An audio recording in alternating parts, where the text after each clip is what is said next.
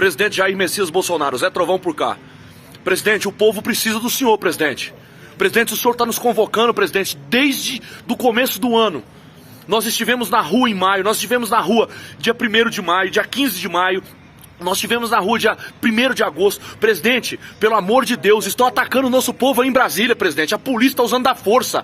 O senhor é a nossa última salvação, presidente. Nós vamos trancar todo o Brasil porque nós estamos do lado do senhor, presidente. Pelo amor de Deus, presidente, não deixa teu povo ser oprimido. Faz o que tem que ser feito, que o senhor tem o povo do seu lado. O senhor tem, eu estou do lado do senhor e o povo brasileiro está do lado do senhor. Pelo amor de Deus, presidente.